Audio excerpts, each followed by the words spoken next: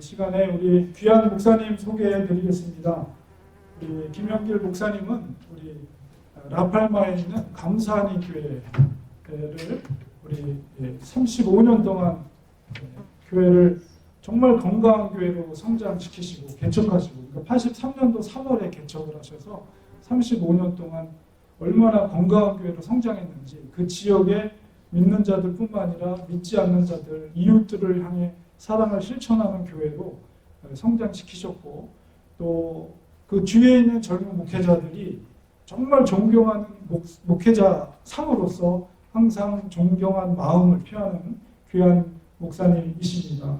그 은퇴 이후에도 TMF라는 비영리 이렇게 기관을 만드셔서, 제가 이렇게 은퇴하신 목사님들 이렇게 가만 보면 이렇게 특별히 무슨 설교라든가 교회 부흥이라든가 이런 쪽으로 이렇게 활동을 하시는데, 특별히 TMF는 미자리 교회, 어려운 교회, 개척교회, 목사님들에게 힘을 주고 소망을 주는 그런 우리 목사님들을 위해서 이렇게 헌신하고 소망을 주고 교회를 직접 방문하고, 제가 듣기로는 뭐 교인이 한 명만 있어도 그 목사님을 위로하기 위해서 직접 어디든 달려가시는 목사님입니다. 이렇게 제가 말씀을 들었습니다. 그래서 정말 은퇴 후에도 많은 목사님들에게 존경을 받는 그런 행보를 하시는, 오히려 더 활발하게 그런 역할을 하시는 목사님으로 저희 교회까지 이렇게 멀리 태미켈라까지 오셨습니다. 우리 나오실 때 할렐루야로 우리 인사하면서 기쁨의 마음을 전했으면 좋겠습니다.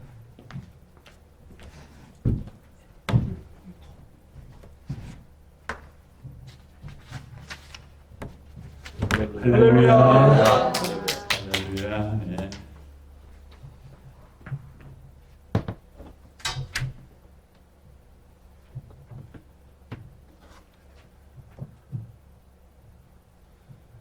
한국에 있을 때 우리 전 목사님께서 그 밤시간이 아마 전화 온 것 같아요. 목사님 저희 교회 6주년인데 와서 설교 좀 해주세요. 우리는 모두 7가정뿐이에요. 아이고 크고 작고는 상관할 것 없고 제가 가지요 했는데 다음 주에 원래 오기로 했죠? 예. 그런데 잠결을 받아가지고 보니까 약속을 2중 약속을 했어요. 다음 주일에는 이제 하나님 쪽에 있는 형제교회 가서 토요일 주일 말씀 전할 터인데, 그냥 양해를 구하고 구하는 길에 물어봤습니다. 어떻게 해서 저를 아시게 됐냐고. 그랬더니 사모님이 제 후임자 목사님 사모님하고 잘 아신대요. 사모님 어디 계세요? 잘 아세요? 어떻게 아세요?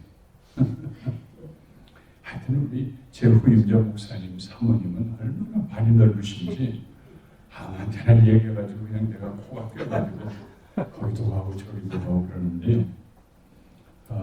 과찬의 말씀을 해주셨습니다만은 35년 목회 끝나고 난 다음에 팬데믹 기간이 한 2년 반 내지 3년 있었는데, 그거까지 합해서 2018년 5월 20일 날은 됐는데 이제 한 5년 5개월 되죠. 오늘 여기 교회가 은혜 런처 한인교회가 55번째 교회예요. 뭐 9개 나라도 돌아다니고 13번 목회자 세미나도 인도하고, 이제 목사님 은퇴인데 왜 이렇게 바쁘세요? 메뚜기도 한참이라고, 메뚜기도 소리 내리면 뛰어다닐 수가 없다고 한참일 때, 그래서 또 제가 은퇴할 때 책을 30권 쓰겠다고 큰 소리를 쳤는데 회개하고 15권으로 주님으로 하나님께 해서 그냥 한 권씩 쓰고 너무 힘들어서, 그래서 그냥 설교할 때 늘 조그만 본문 가지고 깊이 있게 말씀 나누니까 제 마음에 늘 남아있는 생각이, 성도님들에게 좀 성경을 넓게 말씀드릴 수 있으면 좋겠다. 그래서 창세기 은혜와 회복이라는 제목으로 썼고, 마태복음 제자들 위로 썼고, 또 출애굽기, 민수기 거기 앞에서 하나님과 함께 떠나는 여행 이런 식으로 해서 지난달에 8번째 책 로마서 로마에 사는 그에게라는 책이 써졌고 지금 이제 9번째 이사야가 전한 복음을 쓰려고 준비하고 있고 동시에 또 그걸 또 영어로 번역해달라고 하고 그래서 지금 창세기가 영어로 거의 다 번역이 끝나가고 프로프리딩을 하고 있고요. 11학년짜리가 청소년이 읽어야 되니까 그랬더니 그걸 또 최근에 캄보디아로 또 번역하고 있대요. 영어로 된 걸 이제 스페니쉬로 책을 내려고 하고 있고 또 캄보디아 선교사님이 목사님 지난번에 목사님 설교 몇 편 보내주셔서 번역해서 했는데 여기 있는 목사님들 설교가 뭔지를 몰라요. 무슨 얘기할지를 모르는데 목사님 보내주신 그 설교 원고 가지고 많이 이용을 했어요. 그래요. 도움이 돼요. 목사님 한글하고 영어로 번역을 해가지고 주시면 우리가 챗 GPT에 캄보디아 말이 없어요. 예, 참, 그 1963년에 올림픽을 했던 나라입니다. 캄보디아. 근데 지금 얼마나 뒤쳐졌는지 소위 거의 다 나라들이 챗 GPT에 들어가면은 즉시로 번역이 나오는데 이 캄보디아는 그게 없어요. 영어로 그것도 다 해가지고 지금도 이제 거의 마무리라는 게 이제 45편의 설교를 최근에 했던 걸 이제 영어로 번역하고 내 한글로 보내면 자기네들이 캄보디아로 번역을 하겠다고. 그러면 거기서 출판을 하든지 아니면은 보내주면 내가 이거 수입해가지고 더 많이 사용하든지. 하여튼 바쁘게 돌아다녀요. 70에 은퇴하고 얼마나 감사해요. 일할 수 있는 게. 제 아내하고 차 타고 오면서 손잡고 은혜로다 마지막 부르고 찬송이 얼마나 좋아요. 지나온 모든 세월을 돌이켜보니 은혜뿐이고 지금도 은혜고 앞으로도 은혜. 건강 주시고 너무 감사하죠. 오늘 아침에도 걷고 뛰고 그랬어요.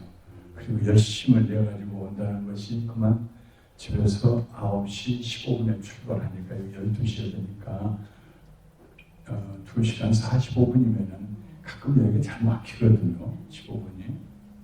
그래도 넉넉하게 가볍다 하고 왔는데 여기 도착해서 보니까는 어디로 가야 할지 모르겠어요. 너무 이게 커요. 저기서부터. 그래서 오면서 물어보니까 잘 모르겠대. 코리안 처치가. 이 앞에 와서 물어보니까 저기서 예배드린 것 같은데 몇 시에 예배드린 12시에 예배드린다 그랬더니 3시 미국 사람 3시 대리인이 서서 얘기하다가 너 혹시 오늘 썸머 타임이 해제되는 날인가 알고 왔니? 그러면서 목회할 동안에는 맨 이때가 오면 제일 괴로워요. 이게 빨리 된다는 얘기요. 이렇게 된다는 얘기요. 35년을 매해. 그런데 이번에 지난 주간에는 리노 한인 장로교회 가서 동해를 인도했는데 거기 교인들이 아이고 이제 내년부터는 이거 없어진다고. 그냥 없어진다. 아마도 네바다 쪽은 없어진 모양인가 봐요. 여기는 어떤지 모르겠어요. 그럼 우리를 머리 쓰게 만들어서 집에서 3시간 45분 전에 출발해서 여기를 1시간 5분 전에 도착해가지고 우리 목사님한테 메시지를 보냈더니 곧 나오시겠다고. 야, 그래. 그래서 그 본당에 가서 그 목사님 설교하는데 1시간 잘 앉아서 예배드리고 그리고 다 10분 전에 끝나서 여기 나왔어요. 뿐만 아니라 오다가 꼭 들려야 할 일이 있어서 맥도날드 좀 들렸고 뭐하러 들렸는지 여러분들 상상하시고요. 그리고 또 오다 보니까 너무 급히 오느라고 넥타이를 안 메고 왔어. 그래서 우리 정용암 목사님에게 오실 때 넥타이 하나 가져오시라고 메시지를 보내려다 말고 그럴 거 없지. 하다가 뭐 있으면 하나 사지 해서 타겟에 들어가서 하나 사서 맸는데 그래서 여기서 좋아한다. 그것도 하고 와서 예배도 참석하고 그래서 제가 여기 앉아서 어떻게 했겠어요? 범사에 감사합니다. 일찍 나오게 하셔서 넥타이도 사게 하시고 맥도날드도 들리게 하시고 미국 예배교회에 오랜만에 가서 Thrive instead of Survive라는 제목의 설교도 또 잘 듣게 하시고 아이고 오늘 제가 여기 왔는데 또 한 두 분 여자 성도님 두 분하고 저 남편하고 오면서 한국 교회가 어디냐고 해서 나도 모르는데 아마 저긴 것 같다고 처음 온대요. 어떤 전사님 뭐라고 해서 그래서 나도 처음입니다 그랬더니 남편이신지 그래요. 저 사람도 처음이래 오늘. 그래가지고 같이 처음 네 사람이 온 네 사람 여기 들어왔어요. 이제 제가 목사인 걸 아시는 것 같아요. 남편 되시는 분이 걱정이 돼요. 한국말 잘 이해하세요? 응? 대답해 보세요. 한국말 설교를 이해하실 수 있어요?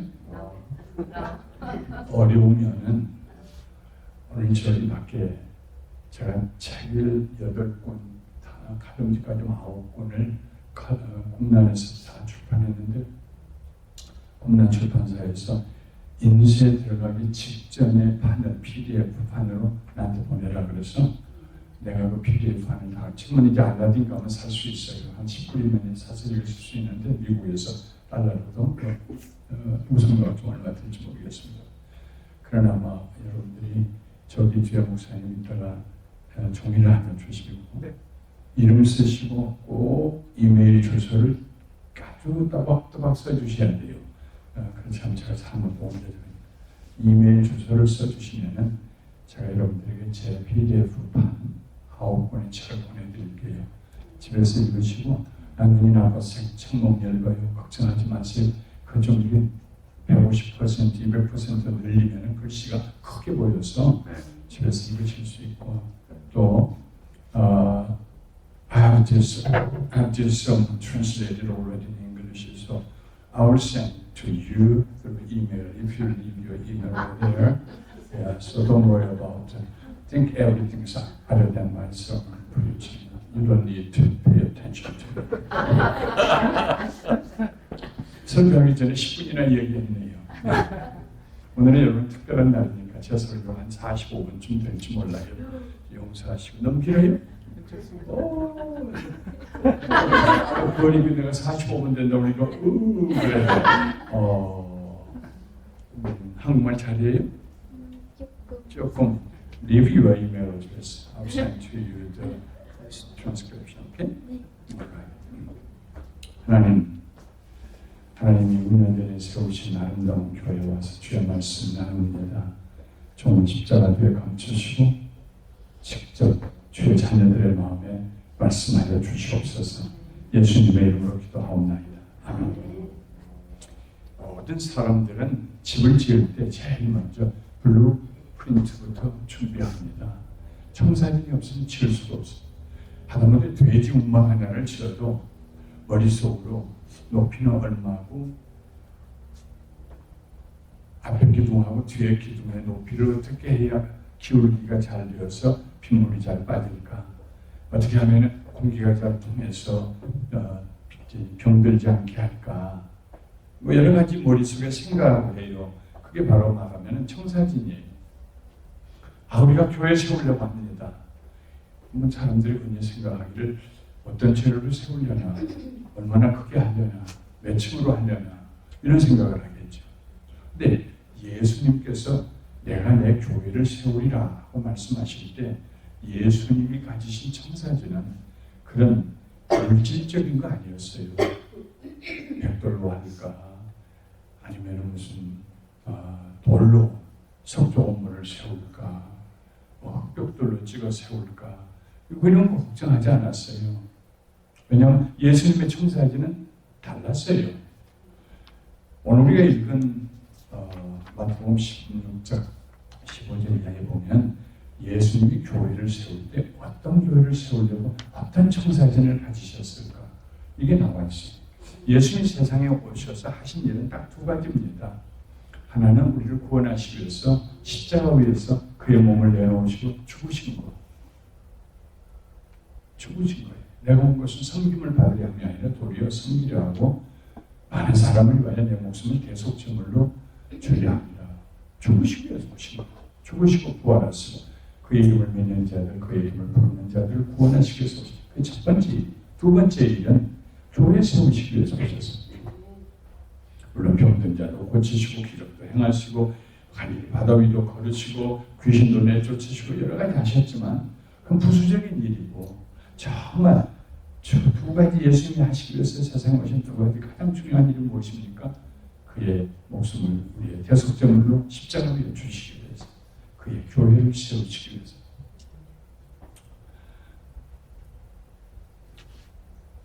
예수님이 그의 교회를 세우실 때 분명히 그랬잖아요. I will build my church on this rock. 내가 이 반석 위에 내 교회를 세우려고 하셨는데 그때 예수님의 마음에 가졌던 청사진 세 장 오늘 말씀을 드리려고 합니다.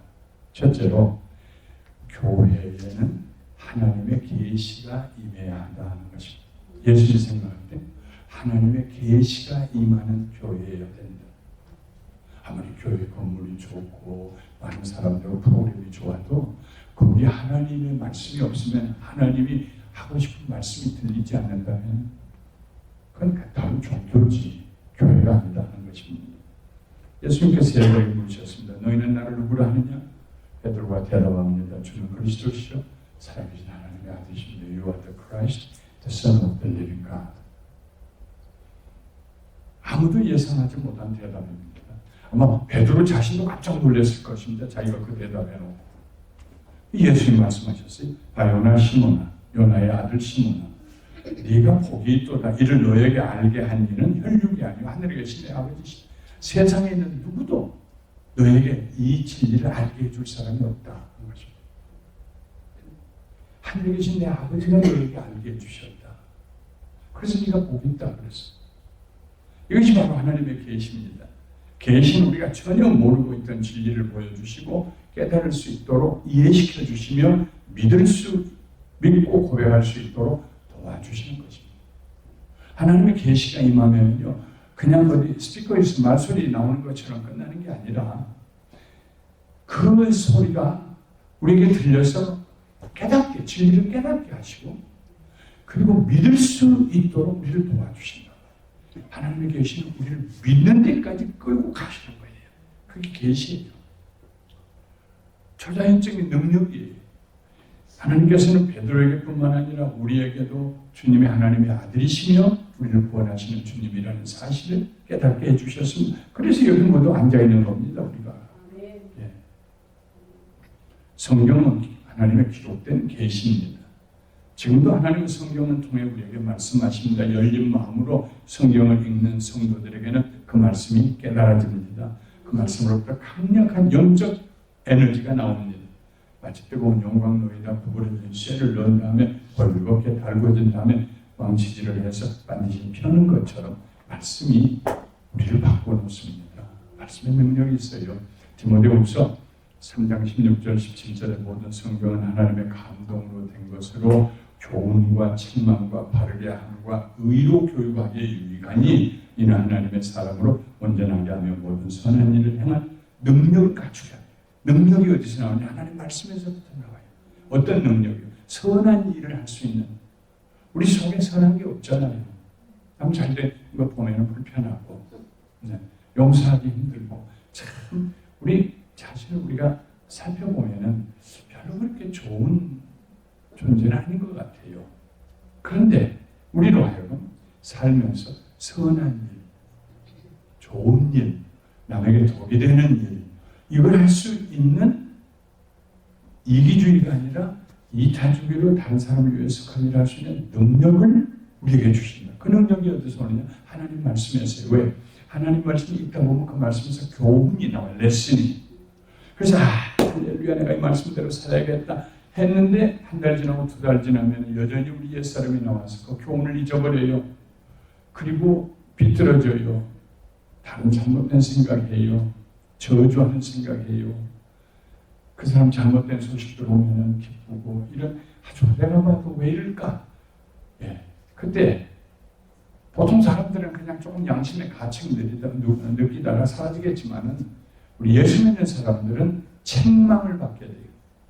교훈과 책망과 성령님께서 우리에게 리뷰크, 책망하세요. 너 그거 아니지 않느냐. 그렇게 살기를 내가 원하지 않지 않았느냐. 책망하세요. 성경을 읽으면 책망이 와요. 그 다음에 책망을 받으면 어떤 현상이 나오냐. 회개하게 돼요. 모든 책망받는 것마다 바르게 된다고. 회개합니다. 잘못했습니다. 하나님. 회개는 막 즉시 하는 거예요. 이유 달지 않는 거예요. 잘못했습니다. 용서해 주세요. 그래서 회개하면은 그 다음 성령님께서 우리를 make it straight, 바르게 해주세요. 바르게. 다시 생각을 바르게 해주시고, 행동을 바르게 해주시고, 말을 바르게 해주시고, 관계를 바르게 해주시고, 바르게 해주세요. 그러고 난 다음에 다시 우리에게 교훈을 주세요. 근데 그 교훈대로 살지 못하면 또 책망하세요. 또 회개해요. 또 바르게 해주세요. 이게 선순환이에요. 크리스천들 하나님 나라 갈 때까지 계속 이 삶을 계속해야 되는 거예요. 그게 어디서 그런 능력이 와요? 하나님 말씀을 읽을 때로 정말 하나님 말씀을 읽으십시오. 여러분 스스로가 뭔가 변화되고 싶은데 변화되지 않을 때 그때 길은 여기 있어요. 능력은 하나님 말씀에서 옵니다. 하나님의 말씀이 계시로 우리에게 임할 때 그 계시된 말씀 속에 우리를 변화시킬 만한 능력이 있습니다. 그러므로 정해놓고 일정량 매일 성경을 읽어보십시오. 하나님 또한 예배와 설교를 통해서 우리에게 말씀하십니다. 모든 목사님들이 다 그러시겠죠. 설교 준비할 때 첫 번째 묻는 질문이 있어요. 하나님, 이번 주일날 주의 자녀들이 교회에 옵니다. 무슨 말씀하고 싶으세요? 물어야 할 거 아니겠어요? 설교는 하나님 말씀인데 하나님께서 자녀들에게 하고 싶은 말씀인데 내 얘기가 아닌데 무슨 말씀하고 싶으세요? 이게 설교를 준비할 때 제일 처음 두드리고 열고 들어가야 될 문이에요. 저는 35년 동안 내내 그렇게 해왔어요. 예. 저는 우리 성도님들에게 무슨 얘기를 할 만한 그런 재능도 없고 능력도 없고 저보다 똑똑한 분들이 얼마나 많은데요. 저보다 더 전문적인 훈련을 받은 분들이 얼마나 많은데요. 제가 그 앞에서 무슨 공정을 맹정을 하겠습니까? 뭘 하겠습니까? 그러나 하나님께서 그 백성들에게 오늘 이 시간에 주고 싶은 말씀이 있으십니다. 그게 뭐예요? 어떤 때는요. 대충 이렇게 설교하면 되겠다 아이디어가 떠올랐는데 마음에가 편치가 않아요. 그러면 토요일 저녁에 그냥 하나님과 씨름을 합니다. 12시가 지나가고 1시가 지나가고 2시 제 아내가 2층에서 계단 위에서 여보 내일 7시 반에 예배 있는데 잠 좀 자야지. 알았어요. 그래서 자요. 너 나갈게. 하나님 나 이대로는 나갈 수가 없어요. 하나님 말씀하신다는 확신이 내게 없는데 내게 감동이 없는데 내 가슴은 동 하고 울림이 없는데 내가 어떻게 하세요? 어때요?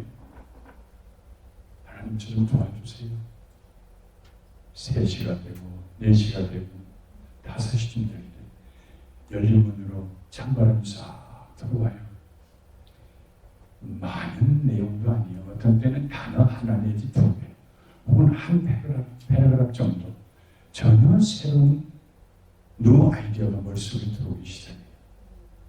그러면서 성도가 팍 치면서 하나님 그래요. 그 작은 단어 몇 개, 문장 몇 개가 설교 전체에 빛을 비추기 시작해요.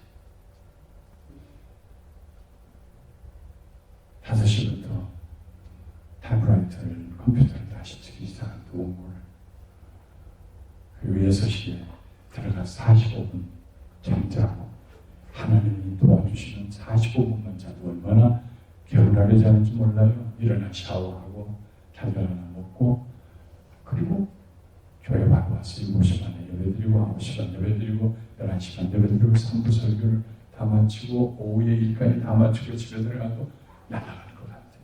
왜? 하나님의 말씀이 은혜가 나를 통해서 내가 먼저 은혜 가운데 들어갔습니다. 성도님들, 목사님 오늘 저에게 주신 말씀이에요. 예, 하나님께서 주셨군요. 어떤 분은 좀 심한 분도 있어요. 목사님 그거 어떻게 알았어요? 누가 내 사자 목사님들에게 다 보여드렸어요? 어떻게 다 하셨어요? 아니요. 목사한테 들은 적 없는데 근데 어떻게 이렇게 다 아는 것처럼 오늘 얘기하셔서 아니요. 하나님이 하셨나 보지요. 저희 교회의 특색 중에 하나는 잘 운다는 것입니다. 저는 한 번도 본 적이 없는데 성도들이 잘 우는데요. 왜 울어요? 하나님께서 그 마음을 터치하셨기 때문에. 목사님들이 모든 목사님들은 그렇게 살게 준비해요. 우리 정민 목사님도 그래요. 내가 누구한테 이번에 가는 교회 목사님 이름이 조남이 정용함이라고 합니다. 그랬더니 아이고 그 목사님은 불불 끓어서 요양처럼 흘러내리는데 목사님 마음에 그런 열정이 있으시고 그러면 우리 주일에 교회 올 때에 큰 기대감을 가지고 와야 돼. 오늘 하나님께서 내게 무슨 말씀을 하실까? 들으려고 하면은요 하나님 말씀하세요. 들으려고 하면 여러분의 형편과 사정에 맞는 말씀을 하세요. 하나님께서는 또 성경 말씀과 설교뿐만 아니라 주의 종의 권면을 통해서 주의 종이 하는 말을 통해서도 하나님의 계시, 음성을 들려주신 때가 있어요. 오늘은 제가 세 가지 블루프린트를 얘기하면서 간증을 세 개를 덧붙일 거예요. 원래 저는 목사가 되고 싶은 사람이 아니었어요. 그저 긴 얘기는 하고 저를 길러주신 작은 어머님이 숙모님이 신학교 가라 그래가지고 억지로 한국신학대학 갔고 1년 다니다가 서울구경되었고 대학도 다녀봤으니까 돌아가서 농사 짓겠습니다 했더니 올 거 없다 그래가지고 계속 마치게 됐고요. 또 제가 1948년생인데요. 근데 그 당시에 50년대의 목사님들은 교회에서 월급도 없었어요. 그저 식구들대로 한 식구마다 밥에 먹을 때 쌀이면 쌀 한 숟갈, 볼쌀이면 볼쌀 한 숟갈 이걸 해가지고 일주일 모아가지고 그 당시 성경 찬송도 잘 못 읽을 때니까 교회 오는 분들이 여자분들은 다 이 성미 거룩한 쌀이라고 해서 이거 들고 달랑달랑하고 교회 오셔서 교회 입구에 있는 항아리에다 부어놓고 그러니까 쌀 색깔이 각색이지요. 그럼 그거 팔아서 교회 일도 쓰고 목사님도 좀 드리고 해서 저희 시골 저희 교회가 한 300명 이상 모이는 교회인데도 그 당시 큰 교회인데도 그랬어요. 그 목사님은 그저 가난을 아주 친구로 벗으로 삼고 사셨어요. 성품도 그랬고 교인들이 겨울에 냉골에서 추운 방에 자고 있는데 나는 어떻게 불 떼고 따뜻한 방에 자느냐고 부부가 불도 안 떼고 겨울을 지내는 거예요. 다니라고 와도 아시겠거니 눈 맞고 있으면 오늘 뭐 일 좀 있었는가? 아이고 오늘 맹탕입니다. 그러면 가서 국밥 사주시고 헐 벗고 있으면 자기 옷 벗어주고 이런 분이에요. 옷은 양복 한 벌이야. 늘 앉았다 했는데 그 앉은 밥풀이 있고 방바닥에 하다 보니까 엉덩이가 번질번질 해가지고 저는 나는 가난할 용기가 없어서 목사 안 되겠다. 유일한 이유 하나. 나는 가난한 용기가 너무 그 목사님의 모습이 제게 각인이 되어가지고 그래서 1970년에 한국신학대학을 졸업하고 13년 동안 목사 안 했어요. 나는 목사 안 된다는 것이 철저하게 제 마음속에 들어와 있었어요. 우연히 참 저한테 세 가정이 따라다니면서 해달라고 그러고 안 한다고 그러고 다른 데 가라고 그러는데 이분들이 자꾸 갈 테니까 갈 때까지만 설교해달라고 그러는 가운데 한 주 지나면 한 가정, 또 한 주 지나면 두 가정, 3개월 만에 40년을 했어요. 제가 그때 여의도 순복음교회처럼 그 목사님 그 교회에 소속으로 되어 있었는데 거기서 또 편지를 막 보내가지고 그쪽에서 목교회 개척하라고 명령이 떨어져. 제 아내가 또 나머지 50%는 또 붙였어요. 여보, 나는 박사 부인 되는 것보다 목사 사모 되는 것이 유치원 때부터 내 소원이었어. 그 말 때문에 내가 당신 소원 하나 못 들어주겠냐 해가지고 1983년 3월 셋째 목요일에 목사는 또 안수를 받고 셋째 주일날 교회를 개척 예배를 드렸어요. 그 교회 지금까지 하나 다른 데 가보지도 못하고 오라는 데도 없었고요. 또 감사하게도 그 교회가 한 번도 나눠진 적도 없고 6개 교회를 개척했지만 그러다가 5년 전에 은퇴했어요.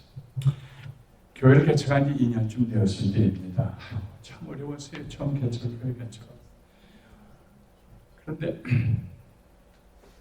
다운히로 LA에서 다운히로 이사를 내려왔는데 거기에서 젊은 요집사님이 어머님하고 같이 나오는데 목사님 우리 집에 좀 신방 좀 와주세요. 그러죠. 우리 아버님이 70이신데요. 아무리 얘기를 해도 교회를 안 나가세요. 목사님이 와서 한 번만 말씀하시면 우리 아버지가 교회 나올 것 같아요. 가슴이 철렁했어. 왜냐하면 나는 어렸을 때부터 기독교 가정에 태어나고 시골이지만 그래서 내 삶에 드라마틱하게 예수님을 만나거나 회개하거나 뒤집어지거나 이런 경험이 없어요. 아주 스무스하게요. 근데 아주 드라마틱하게 되신 분들은요, 예수를 만나고 깨지고 변화된 분들은 누구를 보면요, 예수님들, 예수님들 이렇게 하거든요. 근데 기독교 가정에서 그냥 자라나고 스무스하게 자처 같은 사람은 그 얘기하기가 그렇게 어려워요. 전도하기가 어려워요. 아마 그런 경험 있으신 분들은 이해가 될 거예요. 제 얘기가 무엇인지. 이야, 내가 신방하면 자기 아버지가 단숨에 예수를 믿을 거라고 그러는데 내 마음에 있는 생각은 안 될 소리. 내가 가서 얘기한다고 그건 예수님께서 안 돼.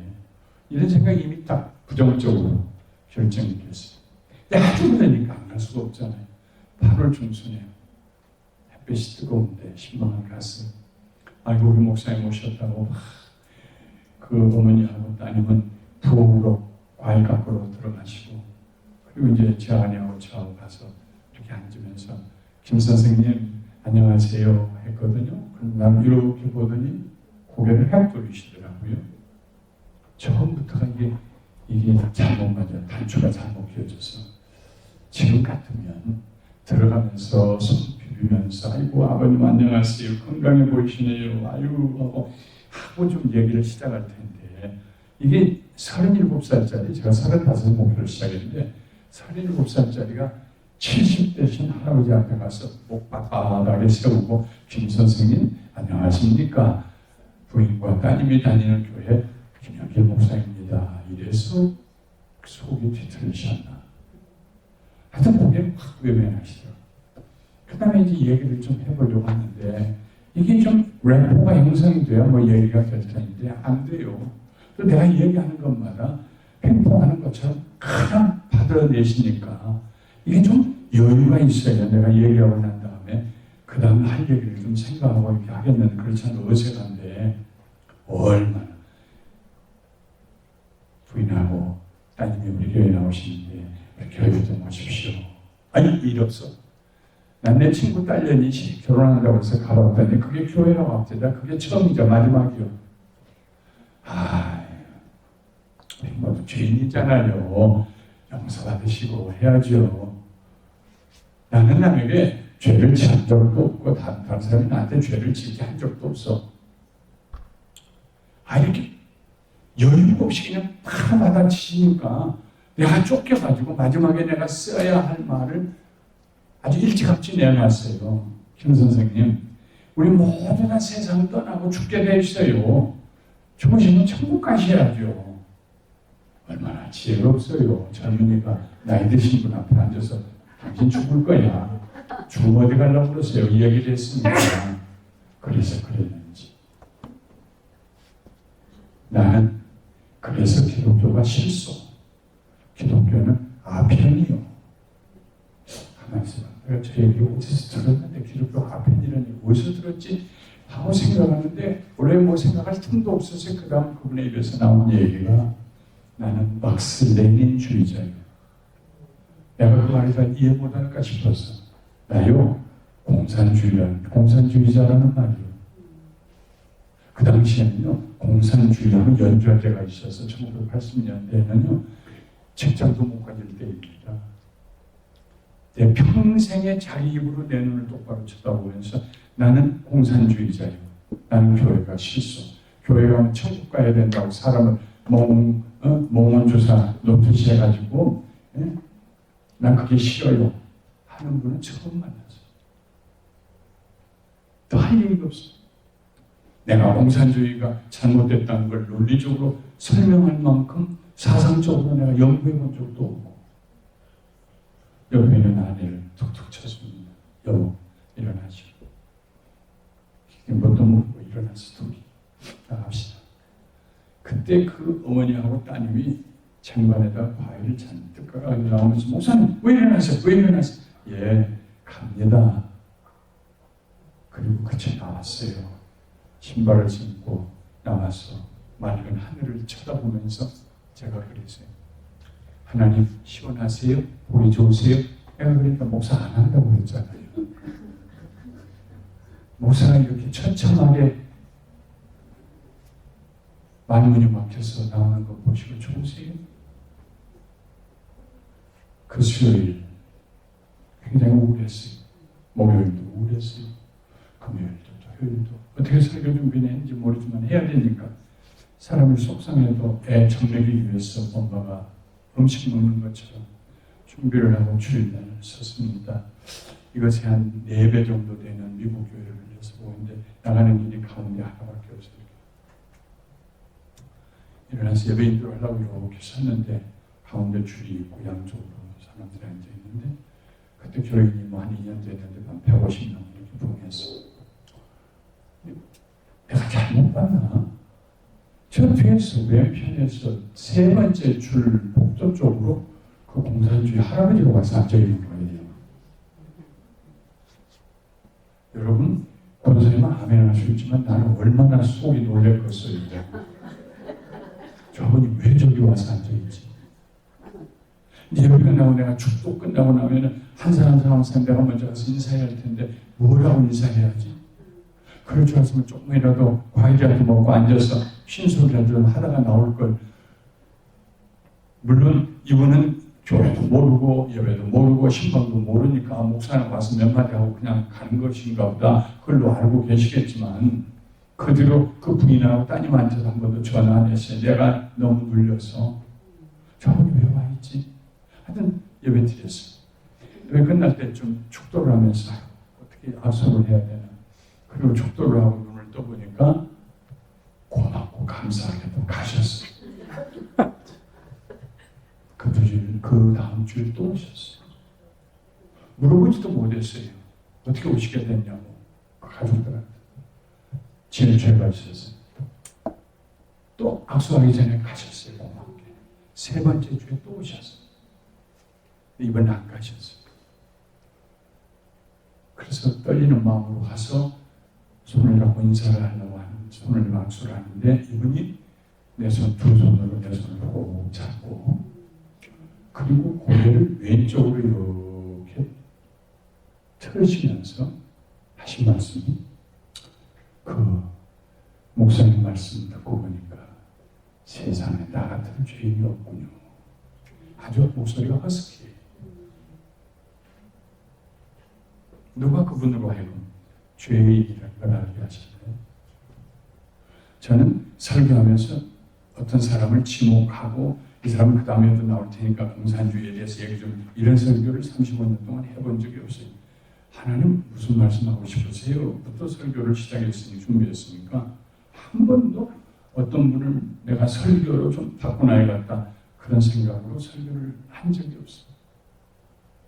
어떻게 저분이 자기가 죄인이라는 걸 알았을까? 17년 동안 저희 교회 잘 다니시면서 예배 끝날 때마다 먼저 나와서 내 손 잡고 은혜 받았다고 집사님이 되시고 87세 당뇨 합병증이 와서 돌아가셨어요. 돌아가시기 사흘 전에 갔더니 의식을 다 잃은 상태인데 따님이 목사님 아버지 흔들면서 아버지가 좋아하는 목사님 왔어요. 김영길 목사님이 여론을 번쩍 트고 김영길 목사님 오셨어. 그래가지고 정신이 드셔서 예배 잘 드리고 사흘 후에 천국 가셨어요. 17년 동안 한 번도 못 물어봤어요. 어떻게 죄인인 걸 아시게 됐냐. 천국 가서 만나 물어보려고 그래요. 물어보나만 하죠. 하나님이 알게 하셨죠. 그게 계시예요. 교회에는요 그런 계시가 임해 있어야 돼요. 말씀을 듣다가 성경을 읽다가 목사님과 상담하고 권면을 받다가 둘째 예수님이 세우신 교회. 첫째는 하나님의 계시가 임하는 교회. 둘째는 하나님의 능력이 임하는 교회. 능력이 임하는 교회. 영적 전투에서 승리하는 교회. 예수님께서 베드로에게 말씀하십니다. 또 내가 너에게 이르노니, 그 고백을 한 베드로에게 내가 네게 이르노니 너는 베드로라. 내가 이 반석 위에 내 교회를 세우리니 음부의 권세가 이기지 못하리라. You are Petrus. I will build my church on this rock, and the gates of Hades cannot be prevailed. 베드로는 헬라어로 페트루스입니다. 반석은 페트라입니다. 둘 다 돌, 바위 이런 뜻입니다. 다른 점이 있다면 페트루스는 남성 명사예요. 페트라는 여성 명사입니다. 근데 그 다음에 나오는 교회라는 에클레시아라는 단어가 여성 명사입니다. 헬라어에 있는 독특한 문법은 남성을 위해서는 동사도 형용사도 다 남성으로 써야 돼요. 여성은 여성으로 동사 형용사 다 써야 돼요. 남성과 여성을 섞어 쓸 수는 없어요. 그러므로 예수님이 세우신 교회 에클레시아는 페트로스 위에 세운 것이 아닙니다. 남성 명사 위에 세운 게 아니라 락, 페트라, 여성 명사인 반석 위에 세운 것입니다. 반석과 같은 주는 그리스도시요 살아계신 하나님의 아들이십니다 하는 이 신앙 고백을 하는 반석 같은 믿음을 가진 그 사람들 위에 교회를 세우시는 거예요. 그게 예수님의 두 번째 청사진이었습니다. 교회는 연약하지 않습니다. 사부활을 보면은 나무로 통나무로 울타리 세워놓고 인디언들이 오면은 그냥 숨어 어찌할 바를 모르는 이게 교회의 모습이 아닙니다. 교회는 강합니다. 음부의 권세가 이겨내지 못합니다. 음부는 영적으로 죽은 자들이 모여있는 곳입니다. 음부의 권세는 다른 말로 하면 음부의 대문, 음부의 성벽, 감옥과 벽과 문을 가리킵니다. 예수님께서 말씀하시는 음부는 죄와 사망의 권세 아래 갇혀있는 사람들의 삶을 말합니다. 악한 사탄이 그들을 감옥에 가두어둡니다. 두려움의 감옥, 저주의 감옥, 죄와 사망의 감옥, 절망의 감옥, 음란과 방탕과 술 취함의 감옥, 미움과 다툼과 분쟁의 감옥, 시기와 질투의 감옥, 거짓과 위선의 감옥, 분노의 감옥, 이런 감옥에 갇혀있는 사람들이 음부의 감옥에 갇혀있습니다. 복음은, 믿는 사람들이 전하는 복음은 이런 음부의 감옥에 갇혀있는 사람들을 대문을 부수고 끌어내는 것입니다. 그게 전도입니다.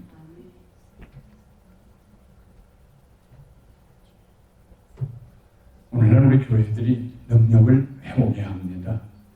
세상은 교회를 가리켜 연약한 사람들, 의지가 약한 사람들, 도피처와 피난처를 찾는 사람들이 다니는 곳이라고 생각합니다. 그럴까요? 아닙니다. 교회는 강한 사람들이 있는 곳입니다. 죄를 이기는 사람들, 이기주의를 이기는 사람들, 강하지 않고 어떻게 죄를 이길 수 있어요? 자신의 옛사람을 거부하고 이겨내는 사람들, 탐욕과 정욕을 절제하고 이겨내는 사람들, 원수를 사랑하는 사람들, 심리를 가자고, 오리를 가자고 하는 사람에게 나 좀 시간이 여유가 있는데 한 오리 더 가지면 안 될까요? 할 수 있는 사람들, 오리병밤을 때리는 나 하나 이쪽 더 있는데요 하고 내놓을 수 있는 교회 성도들은요 엄청나게 강한 사람들이 모인 곳이 교회입니다. 연약한 사람들이 모인 곳이 아닙니다. 강하지 않으면 그렇게 살 수 없는 사람들의 삶이 크리스찬의 삶입니다. 교회는 강하기 때문에 서로를 겸손히 섬깁니다. 강하기 때문에 열심과 열정이 있지만은 불협 화음의 소리를 내지 않습니다. 강하기 때문에 자기를 자랑하지 않습니다. 사람에게 보이려고 하지도 않습니다. 그 강함 앞에 음부의 권세가 이기지 못해요. 악한 사탄이 교회를 시험하지 못해요. 성도를 시험할 수가 없어요. 시험하러 왔다가 악한 사탄이 오히려 넘어져요. 우리는 음부의 권세를 박살낼 수 있는 하나님의 군사들이에요. 주 예수의 군사들이에요. 그러므로 우리는 때를 얻든지 못 얻든지 복음을 전해야 해요. 비록 우리의 말에 설득력이 없을지라도 성령님이 역사하시면은 예수 믿게 됩니다. 아주 간단하게 10분이세요. 10분이는 데 복잡한 일 할 거 없어요. 그냥 구덩이 살짝 파고 씨 하나 넣어놓으면 돼요. 흙도 없고 물 좀 주면 돼요. 자라나게 하시는 분은 하나님이세요. 가서 누구에게 말할 때 내가 어떻게 전도해야 될까? 논리적으로 어떻게 몇 단계를 해야 될까? 걱정하지 마세요. 그분이 그 말씀 받고 예수 믿을 분이면 하나님께서 그 쌀이 씨가 싹나게 하실 것이고 아직 때가 아니었으면 다음 기회에 그렇게 될 것이고 그냥 가서 안녕하세요. 예수 믿으세요. 저도 옛날에는 예수 믿기 전에는 이렇게 팍팍한 인생 살았는데 예수 믿고 나니까 너무 좋아요.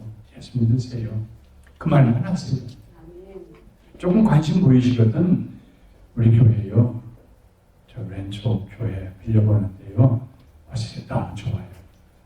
그게 그냥 10분이고 가세요. 우리 그랬습니다. 내 말과 내 전도함이 설득력 있는 지혜의 말로 하지 아니하고 다만 성령이 나타났음과 능력으로 하여 너희 믿음의 사람이 지혜 있지 아니하고 너희 믿음이 사람의 지혜 있지 아니하고 다만 하나님의 능력에 있게 하여 그냥 자기는 난 다른 사람 설득하려고 얘기 안 했단 말이에요.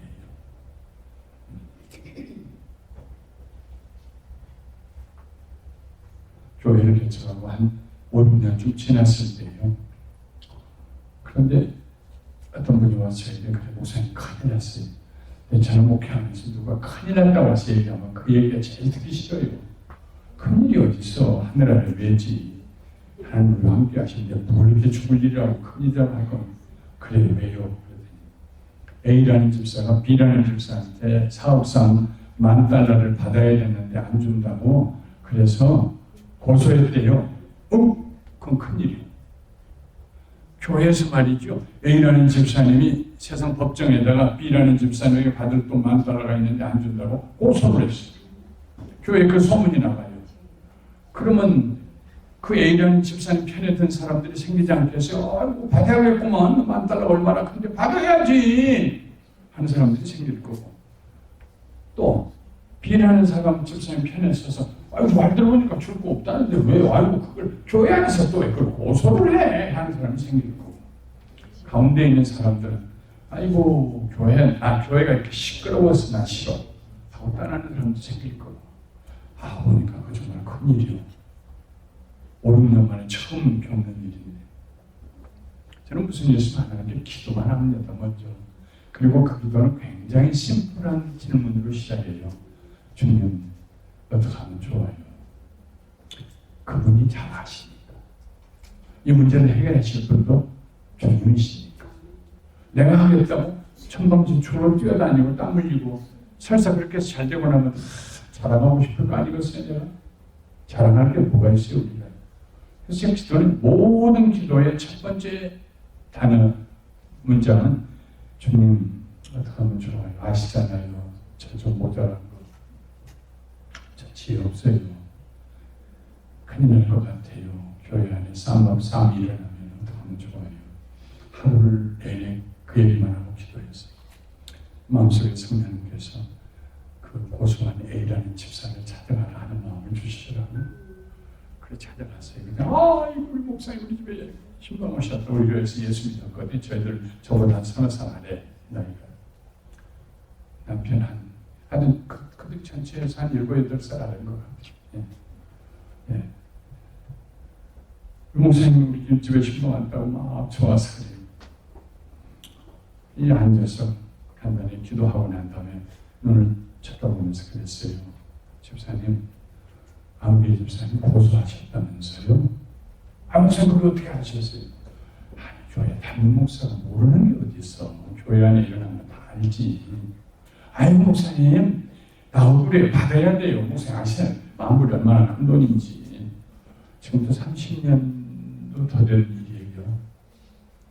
한국에서 와가지고 투잡 뛰면서 박스보이 하면서 남편이 애쓰고 수고하고 돈 좀 모으려고 고생하는 젊은이들이 큰 돈이겠지요. $10,000. 지금도 큰 돈이지만 받아야 돼요. 목사님 그거 얼마나 큰지 알지. 알지 $10,000 얼마나 커. 받아야 되겠죠. 목사님 그렇게 생각하시죠? 이제 제가 급한 데서 온 줄 알고 제가 그랬어요. 똑바로 쳐다보면서 집사님 둘 다 내 앞에 앉아 물어보고 있어. 하나님 위해서 남자나 포기하면 안 될까? 아이고 목사님 그래야 돼요. 그 돈 얼마나 큰 돈인데. 알아 큰 돈이. 근데 하나님은 두 사람 위해서 그 아들 또 포기했잖아. 내놓으셨잖아. 그래도 받아야 될 돈은 그 아들 예수님을 오셔서 갈라디아 2장 20절 말씀에서 두 분을 위해서 자기 몸을 버리셨잖아. 하나님의 아들만큼 만들어라. 그럴까? 그 포기하면 안 될까? 안 돼요 목사님 안 돼요. 그 포기하면 안 될까? 주님 위해서. 목사님 우리한테 와서 그래. 저쪽에 가서 돈 좀 주라고 얘기해서 저쪽 갔어. 아니야 나도 기도해 보니까 이 집을 먼저 오래. 포기하면 안 될까? 30분 똑같은 일. 30분이 지난 다음에 그 부인이 큰 소리로 울기 시작했어. 어린이나 아이나 울면 지는 거잖아요. 내 마음에 하나님 감사합니다. 성령님 감사합니다. 알았어요 목사님 알았어요. 알았어요 목사님. 두 내외 머리 위에 손을 얹고 정말 심장이 끌어오르게 축복을 했어요. 온갖 내가 사용할 수 있는 어휘를 다 동원해서 축복을 했어요. 하나님 위해서 포기해서 하나님 이 집에 $10,000가 얼마나 큰 돈인지 아시죠? 하나님 위해서 포기한 거예요. 옳고 그른 거 난 아직 몰라요. 이걸 받아야 될지 안 받아야 될지 몰라요. 하나님 위해서 포기했어요. 꼭 받아야 되겠다는 사람들이 꼭 기억해 주세요. 그들은 30년 지났어요. 지금 그 남편 우리 교회 장로님이 되셨고요. 엄청나게 축복하셔서 범스마켓 같은 큰 히스패닉 중심으로 하는 마켓을 7개나 주셨어요. 7개를 가지니까 선교단인데 거침이 된다고 2개 팔아 치워버렸어요. 지금 5개만 가지고 두 아들들하고 하고 있어요. 어떻게 축복하셨느냐? 한 번은 10분 후에 바로 앞에 그 멕시칸 사는 그 동네 10분 후에 바로 아래에요. 바로 한 100m 아래 될까. 거기에 $300만 주고 한국 우리 계통의 이 1세들이 마켓을 하다가 내가 애지중지했던 마켓인데 누구한테 팔아서 이거 함부로 다 망가뜨리면 어떡하나 싶어가지고 팔지도 못하는 분들이 이 우리 장로님한테 찾아와서 줄을 섰어요. 자기 건 사달라고. 당신이 하면 잘할 것 같다. 그래서 그냥 늘어난 거예요. 그렇게. 그 중에 하나가 바로 거기에 10번 프레이 아래에 $300만 주고 땅 건물 다 해서 샀는데 3년 정도 지난 후에 유대인들 개발업자들이 거기에다가 큰 단지를 짓겠다고 평내 그 마켓 팔으라고. 그래서 얼마 받겠다고도 안 했는데 자기네들이 주겠다고 온 금액이 $1,300만 주겠다. 3년 만에 $1,000만 그런 식으로 하나님 축복을 하셨어요. 나는 알죠. 하나님 기억하셨다는 것을.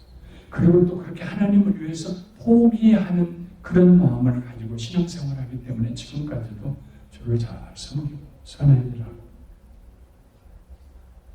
사람이요, 하나님 주신 능력이 없으면 자기를 쳐서 복종시키는 만물을 포기할 수 없습니다. 절대 불가능합니다.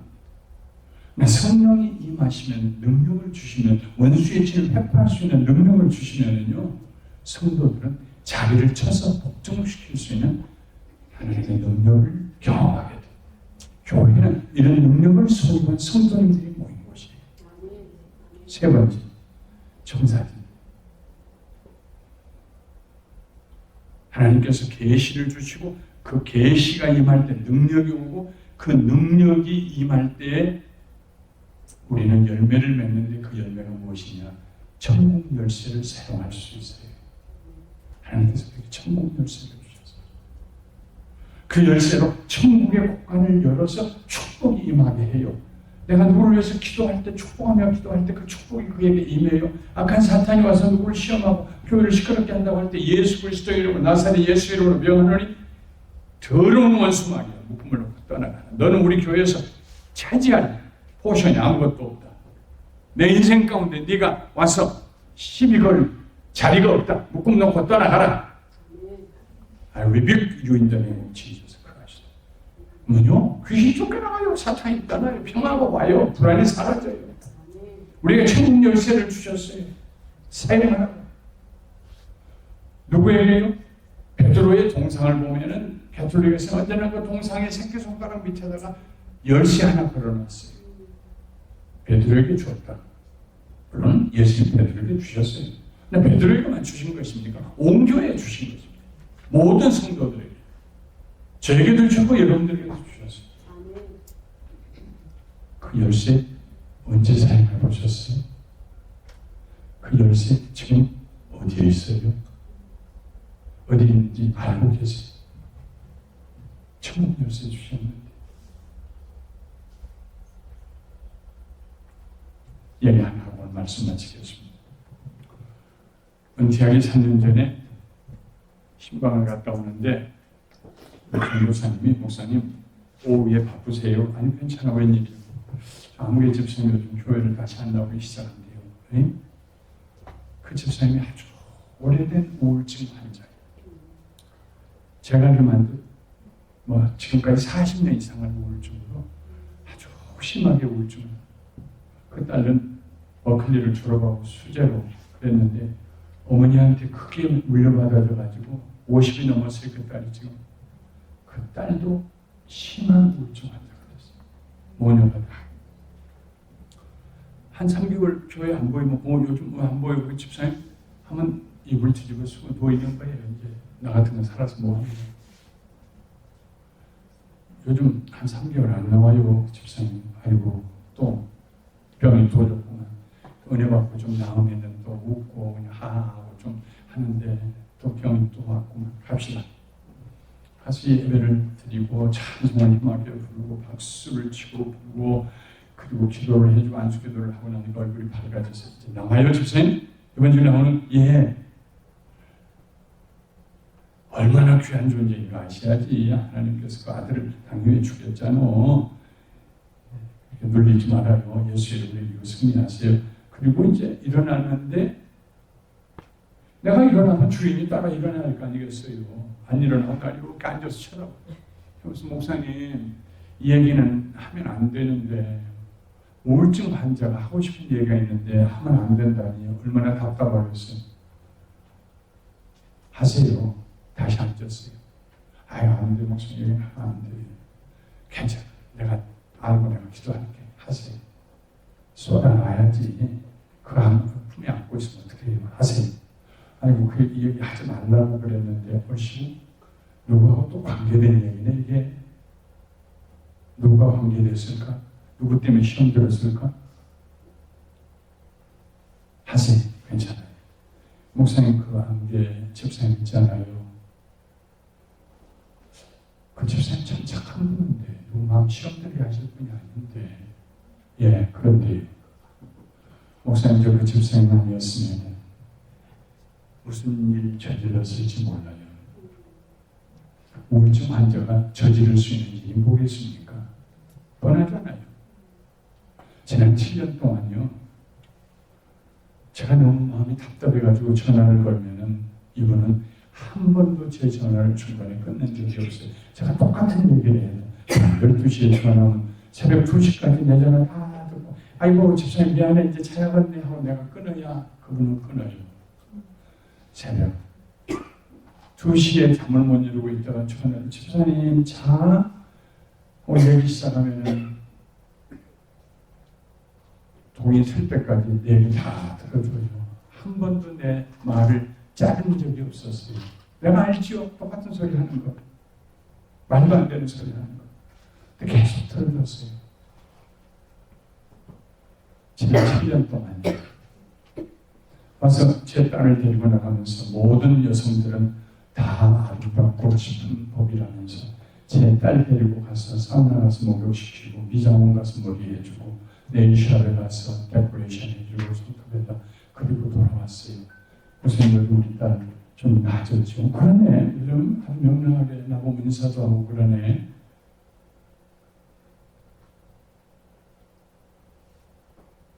이 얘기를 하면서 제 가슴 속에 스스로 만약 새벽 4시쯤 그 집사님이 저한테 전화해서 목사님 나 죽고 싶어 하면 한 30분 듣다가 나는 뭐라고 했을까?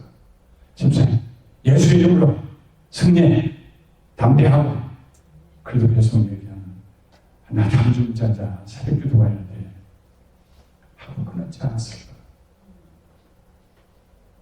어떻게 그 집사님은 밤중에도 전화가 오면 자기가 전화 끊을 때까지 계속 들어주고 위로해주고 기도해줄까? 어떻게 그렇게 7년이나 했을까? 한편으로는 놀랍고 한편으로는 부끄럽고 지금 한국에 나가 계신다고 그 집사님 은퇴하기 3년 전에 그 얘기를 들었으니까 그때부터 지금 8년이 지나서 아마 15년이 됐겠지만 지금도 그러고 있으리라고 생각해요. 천국 열쇠. 꼭 그렇게 우울증 환자가 전화 오고 아이고 목사님한테 일 도와야 되는데 나는 그거 어려울 것 같아. 걱정하지 마세요. 하나님께서 맡길 만한 일을 맡기십니다.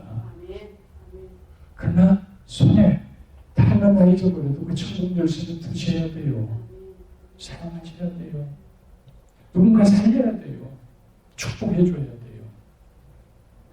오늘 그 천국 열쇠 다시 찾으시길 주님의 이름으로 축원합니다. 하나님께서 우리 왼쪽 한인교회를 세우실 때 예수님 세 장의 청사진 그리셨어요. 하나님의 계시가 충만한 교회, 하나님의 능력이 충만한 교회, 성도들마다 손에 천국 열쇠 들고 다니는 교회. 기도하십시오. 거룩하신 하나님 감사합니다. 우리 가운데 임재하셔서 말씀하신 하나님, 이 말씀이 우리의 가슴에 새겨지고 그 말씀대로 살 수 있는 지혜와 능력을 허락하여 주시옵소서. 우리의 왼쪽 한인교회 축복해 주세요. 꼭 구원받아야 될 영혼들 우리 통해서 전도받고 예수 믿고 구원받게 하여 주시옵소서. 예수님의 이름으로 기도하옵나이다. 아멘.